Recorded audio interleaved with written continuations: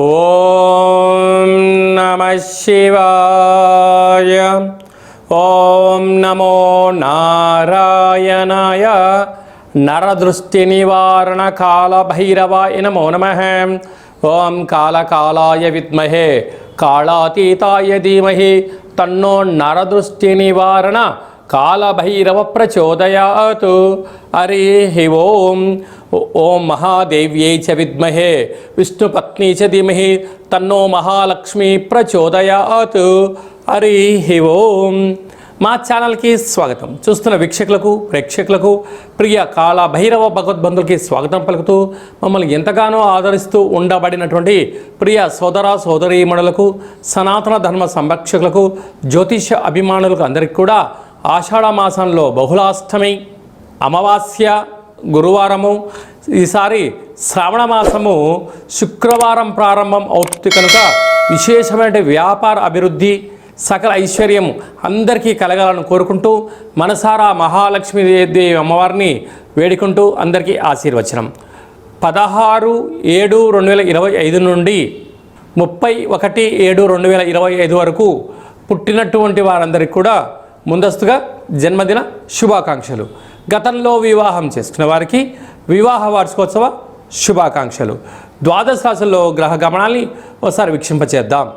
వృషభ రాశిలో శుక్ర భగవానుడు స్వక్షేత్రం సంచార స్థితి, మిథున రాశిలో దేవగురు బృహస్పతి సంచార స్థితి, కర్కాటక రాశిలో రవి బుధ సంచార స్థితి, బుధాదిత్య రాజయోగము, సింహరాశిలో కుజుడు మరియు కేతు సంచార స్థితి, కుంభరాశిలో రాహు సంచార స్థితి, మీనరాశిలో శని భగవానుడి యొక్క సంచార స్థితితో ద్వాదశ రాశుల్లో గ్రహ గమనాలు ఈ విధంగా ఉన్నాయి. మేషరాశి వారు ఈ గురు పుషార్క యోగ సందర్భంగా ఒకవైపు ఏలనాటి శని ప్రారబ్ధ సంచార స్థితి, మరొకవైపు అర్ధాష్టమ రవిబుధ సంచార స్థితి దోషం ఉన్నప్పుడు ఎలా తొలగించుకోవాలో ఈ వీడియోలో సవివరంగా సంపూర్ణంగా తెలుసుకుందాం. మేషరాశిలో ఏ నక్షత్రాలు వస్తాయిగా? అశ్విని నక్షత్రంలోని 4 పాదాలు, భరణి నక్షత్రంలోని 4 పాదాలు, కృత్తికా నక్షత్రంలో 1 పాదం కలిపితే మేషరాశి. మేషరాశి యొక్క అధిపతి కుజ భగవానుడు. వీరికి 2వ స్థానంలో శుక్రుడు స్వక్షేత్ర సంచార స్థితిలో ఉండడం వలన ఉన్నతమైన విద్య, ఉద్యోగము, వ్యాపారము, బంగారు ఆభరణాలు, షేర్లు, క్రయ విక్రయాలు యోగదాయకం. తృతీయ స్థానంలో దేవగురు బృహస్పతి సంచారం చేయడము ఈ అమావాస్య గురువారం రోజు రావడమే జరుగుతుంది కనుక అందులో పుష్యమీ నక్షత్రం కలిసి ఉంటుంది కనుక విశేషమైనటువంటి ఆ తెల్ల జిల్లేడు వృక్షం దగ్గర ఒక 7 మార్లు ప్రదక్షిణ చేయడం, శక్తి కలిగితే ఎర్రటి ఒత్తులతో దీపాన్ని పెట్టడం, ఇంకొంచెం ఓపిక ఉంటే ఆ తెల్ల జిల్లేడు యొక్క వేరును తీసుకొచ్చి ఇంట్లో పెట్టుకున్నట్లయితే సకల శుభం కలుగుతుంది అని గమనించాలి. ఒకవైపు అర్ధాష్టమ రవి, అర్ధాష్టమ బుధుడు అంటే బుధాదిత్య రాజయోగం ఉండడం వలన ఈ ప్రదక్షిణ, ఈ దీపం ఆ వినాయకుని తీసుకొచ్చి ఇంట్లో పెట్టుకోవడం వలన ప్రభుత్వ ఉద్యోగం రావడం, ప్రభుత్వ ఉద్యోగులతో మంచి సఖ్యత పెరగడం, ఉన్నతమైనటువంటి స్థితికి ఎదగడం జరుగుతుందని చెప్పి కూడా గమనించాలి. పంచమ స్థానంలో కుజుడు కేతు సంచార స్థితి ఉండడం వలన పిల్లలు, అభివృద్ధి, ఐశ్వర్యము, ఆనందానికి కుదవలేదు అని చెప్పి కూడా గమనించాలి. ఏకాదశంలో రాహు. మీరు ఏ పని చేసినా కూడా గుప్తంగా అంటే ఎవరికి చెప్పకుండా అంటే వీలైనంత వరకు పని విజయం సాధించేంత వరకు 3వ కంటికి తెలియకుండా పనులు సాధించగలిగితే శత్రువులను తగ్గించుకుంటారు. మీ యొక్క రాశి నుండి వ్యయంలో శని భగవానుడు ఖర్చు స్థానంలో ఉండడం వలన మీ జన్మ నక్షత్రం రోజున అష్టమి అమావాస్య తిథుల యందున దూరవాయు జల ప్రయాణాలు పెట్టుకోవద్దు. కారణం ఏమిటి అనగా శని భగవానుడు వ్యయంలో ఉండడం వలన అనవసరమైన ఖర్చులు, వాహన ప్రమాదాలు పొంచి ఉన్నాయి. ఇలాంటి కాల సమయంలో మీరు ఆ శ్వేతార్క గణపతి భగవంతుడు ముందర కుష్మాండ దీపాన్ని వెలిగించి దీనిని ఎవరికైనా మీరు దానం చేయగలిగినట్లయితే మీరు ఏదైతే అనుకుంటున్నారో అన్నింటా విజయం మేషరాశి వారి సొంతం అవుతుందని చెప్పి కూడా గమనించాలి. అలాగే సాఫ్ట్వేర్ ఉద్యోగస్తులు, హార్డ్వేర్ ఉద్యోగస్తులు, వ్యవసాయ సోదరీమణులు, గృహ భవన నిర్మాణ కార్యక్రమం ఆచరింపజేసేటువంటి వారు, రియల్ ఎస్టేట్ రంగంలో ఉండబడిన వారందరూ కూడా ఈ వర్షాకాల సమయంలో పిడుగులు పడేటువంటి అవకాశాలు ఉన్నాయి. చెట్ల కింద ఉండడం దయచేసి చేయొద్దు.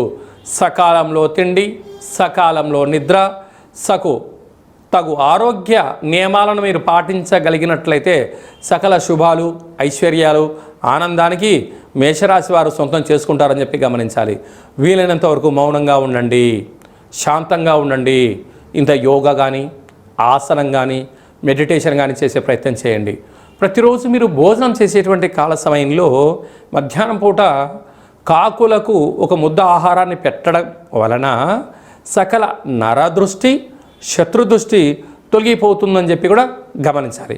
అదే కాకుండా శక్తి కలిగితే ఒక నరదృష్టి నివారణ కొబ్బరికాయను ఏర్పాటు చేసుకొని ఆ కొబ్బరికాయతో మీరు దిష్టి తీసి పగలగొట్టినట్లయితే సకల దృష్టి దోషం తొలగి ఐశ్వర్యానికి, ఆనందానికి మేషరాశి వారు కేంద్రబిందువు అవుతారని చెప్పి కూడా గమనించాలి. జూలై మాసంలో ద్వితీయార్థంలో ముఖ్యమైనటువంటి పండగల గురించి క్లుప్తంగా, సవివరంగా, సంపూర్ణంగా తెలుసుకుందాం.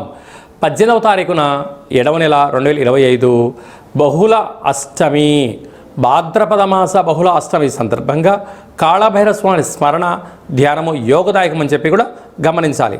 అలాగనే మనకు 24వ తారీఖున గురువారము పునర్వసు పుష్యమి నక్షత్ర సందర్భంగా గురు పుష్యార్క యోగ అమావాస్య అంటారు. అనగా అర్కము అనగా తెల్ల జిల్లడి యొక్క వృక్షము కనుక తెల్ల జిల్లడి వృక్షం దగ్గర దీపం పెట్టడం, పరిస్థితి అనుకూలించినట్లయితే ఆ తెల్ల జిల్లడి యొక్క వేరును తీసుకుని వచ్చి వాటిని బాగా శుద్ధి చేసి పసుపు, కుంకుమ, సింధూరాన్ని పోసి ఇంట్లో పెట్టుకున్నట్లయితే అద్భుతమైన విపరీతమైన రాజయోగం కలుగుతుందని చెప్పి గమనించగలగాలి. శ్వేతార్కము అంటే తెల్ల జిల్లెడి యొక్క వేర్లలో వినాయకుడి స్వరూపం ఏర్పడి ఉంటుంది. అలాంటి వేరును ఇంట్లో మనం ఉంచుకోవడం వలన, ఆ స్వరూపాన్ని ఇంట్లో ఉంచుకోవడం వలన విద్యలో, ఉద్యోగంలో, వ్యాపారాలలో, రాజకీయాలలో, సకల కార్యక్రమాలలో తిరుగులేనటువంటి జీవితం మీ సొంతం చేసుకుంటారని చెప్పి గమనించాలి. అందరికీ ఆ యొక్క శ్వేతార్క వరసిద్ధి మహాగణపతి స్వామికి ఆశీస్సులు ఉండాలని కోరుకుందాం. అందరికీ ఎవరికి ఎలాంటి అష్ట కష్టాలు లేకుండా అష్టైశ్వర్య ప్రాప్తిని కలిగించాలని కూడా మనసారా కోరుకుందాం. అలాగనే ఈ సంవత్సరం మనకు శ్రావణ మాసము మొదటి శుక్రవారంతోనే ప్రారంభమవుతుంది. విశేషంగా పుష్యమీ నక్షత్రము ఆశ్లేష నక్షత్రంలో ప్రారంభం అవుతుంది కనుక ఈ సంవత్సరం మహాలక్ష్మీదేవి అమ్మవారిని అందరికీ విద్య, ఉద్యోగ, వ్యాపార, జనాకర్షణ, ధన ఆకర్షణ కలిగించే యోగ్యత శక్తి ప్రసాదించబోతుందని చెప్పి కూడా గమనించాలి. కనుక మనం అందరము కూడా వీలైతే మనం శుక్రవారం పూట అమ్మవారిని స్మరించడం, ధ్యానించడం, లక్ష్మీదేవి పూజ చేసుకోవడం వలన సకల ఐశ్వర్యాలంతా కూడా మన సొంతమవుతాయని చెప్పి గమనించాలి. అందరికీ అమ్మవారు సకల ఐశ్వర్యాలని, అలాగే ఆదిలక్ష్మీ గణపతి, ధైర్యలక్ష్మీదేవతి, విద్యాలక్ష్మీ గణపతి, సకల ఐశ్వర్యలక్ష్మీ గణపతులు సంపూర్ణమైన ఐశ్వర్యాన్ని ప్రసాదించాలని మనసారా మనం కూడా కోరుకుందాం. మీ వ్యక్తిగత జాతకం తెలుసుకోవాలనుకుంటున్నారా?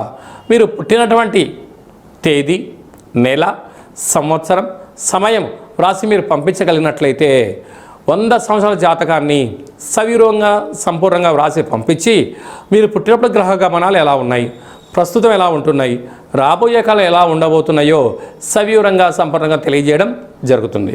చాలామందికి పుట్టినటువంటి కాల సమయంలో డేటా ఆఫ్ బర్త్లు లేనటువంటి కారణం వలన పేరు యొక్క మొదటి అక్షరాన్ని అనుసరిస్తూ, అలాగనే మీకు రమణ శాస్త్రం ద్వారా అనగా గవ్వళ ద్వారా భూత, భవిష్యత్, వర్తమానాన్ని కాళభైరవ ఉపాసన చేత తెలియజేయడం జరుగుతుంది. కనుక జాతకాన్ని తెలుసుకుందాం, జీవితంలో ఉండబడినటువంటి అడ్డంకులను తొలగించుకొని అద్భుతమైన బంగారు భవిష్యత్తు జీవితానికి స్వాగతం పలుకుదామని కోరుకుందాం. కనుక ఆసక్తి గలవారు అపాయింట్మెంట్ తీసుకొని సంప్రదించగలరు. అలాగనే వివాహమైనటువంటి దంపతులు తరచుగా గొడవ పడుతున్నారా? ఎందుకు గొడవ పడుతున్నారు? మీ యొక్క వివాహ తదనంతరము మీ యొక్క పేర్లలో మార్పులు కానీ, జాతకాల్లో ఏమైనా స్వల్పమైన ఇబ్బందులు ఏమైనా ఉన్నట్లయితే వాటిని సరిచేసి మీరు పాలు నీళ్ళలాగా శ్రీ పార్వతీ పరమేశ్వరులు కలిసి ఉండేటువంటి విధంగా సలహాలు, సూచనలు ఇవ్వడం జరుగుతుంది. కనుక అందరము బాగుండాలి, అందులో మనం కూడా ఉండాలని కోరుకుంటూ ఆశీర్వచనం. ఓం శతమానం భవతి శతాయు పురుష సతేంద్రియ ఆయుష్యేవేంద్రియే ప్రతిష్టతి ధనం ధాన్యం బహుపుత్రలాభం శత సంవత్సరం దీర్ఘమాయు సర్వే జనా సుఖినో భవంతు లోకా సమస్తా సుఖినో భవంతు సర్వం శ్రీ మహాలక్ష్మీ దేవతార్పణమస్తు. హరి ఓం. ఈ వీడియో మీకు నచ్చినట్టయితే లైక్ చేయండి, షేర్ చేయండి. అందరికన్నా మీ వ్యక్తిగత జాతకాన్ని ముందుగా తెలుసుకోవాలి అనుకుంటున్నట్లయితే మా ఛానల్ని సబ్స్క్రైబ్ చేసుకోండి. అలాగనే ఆల్ అనే బటన్ను ప్రెస్ చేసి గంట సింబల్ ప్రెస్ చేసినట్లయితే సర్వత్రా అమ్మవారి యొక్క ఆశీస్సులు మీకు పుష్కలంగా ఉంటాయని చెప్పి కూడా గమనించాలి.